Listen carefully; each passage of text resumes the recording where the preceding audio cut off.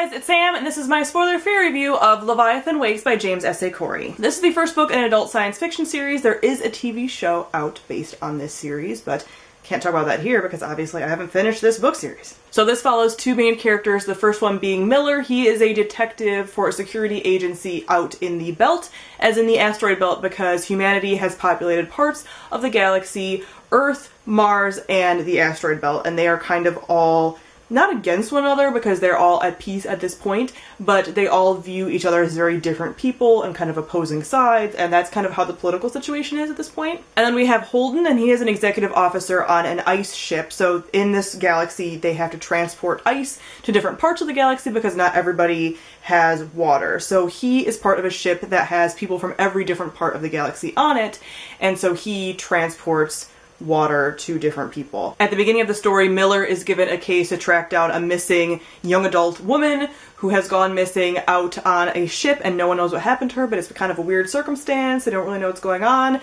And Holden and his crew get wrapped up in it when something goes wrong with their little ice mission, and everything kind of takes off from there because what happens with Holden obviously ties into Miller's case, and the story interweaves, and weird shit is going on in space. So first off, let me talk about the world building. This is definitely a space opera slash crime noir mystery story. That is what I heard about going into it, and I was super hype, and that is exactly what I got. Miller is has this kind of crime noir setting to where he is and how he acts as a person, and then we have the space opera element of all this politics and everything else.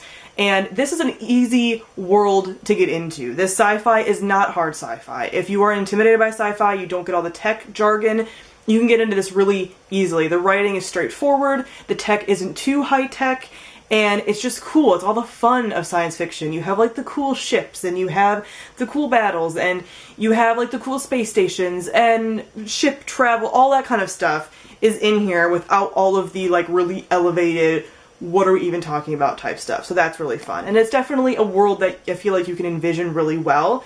There are descriptions of the ships, there's descriptions of the like sterile environment, things are explained about how exactly the world works with like people living in the belt, and that they are kind of even formed differently. So humans in the belt have a completely different look than people who live under different kinds of gravity. They're kind of more stretched out, and they have a like different appearance, and it's just cool because it almost feels like you have these competing, almost alien factions between all of these humans because they're all still human, but they don't view each other as human. It's definitely a cool setting, and it also leaves a ton of room for expansion as the series goes on. I didn't mean to make a pun for the Expanse series, but there it kind of was. Next we have the characters. This is where I feel things like were a little bit more lackluster, kind of. For me, I felt like the two narrative voices of Holden and Miller didn't feel that different to me.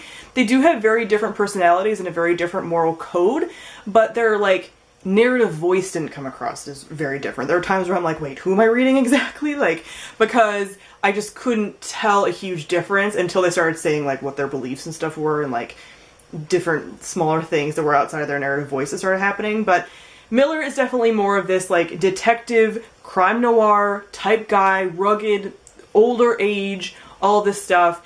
And Holden is very much like a trying to be a hero type character, but I just don't feel like it came across in the narrative voice that much, which was a little bit sad. I didn't feel like I got super attached to either of them as protagonists. I liked following their story, but not necessarily because of them. Also, I don't really like how the female characters are portrayed in here. There is one character in particular who's a side character who I really like, and I hope she gets expanded upon, looked into a little bit. For the most part, the female characters just felt like motivators for the male characters, and that was just icky. I never liked that. It wasn't as bad as other books that I've read, but it was definitely, that element was there, and kind of these women turning into like ideals for the men in their heads, because we're reading out of the guys' perspectives. And then in particular, the one woman who's gone missing, she becomes this almost fantasy of the detective character, and like not even her own person, like just there to motivate him to do things like from his own perspective. It's just, it's not good. I don't feel like the female characters have a ton of agency, and I don't really like that. But I hope that gets changed as the books go on, because I really do like this series and all the potential it has laid out. I just need more female characters. There are female characters like in positions of power that are like really, really minor characters, but I really do feel like the dudes like lead the way in this, and I just want both. And lastly, we have the plot. At the very beginning, this felt like a little clunky because it is sort of that mystery story. So I went into it not really knowing anything that was going on, not because the world building was confusing, but just because elements of the plot were confusing, and it was taking a little longer than I expected for them to get like real information, so you kind of are able to wrap your mind about what's going on.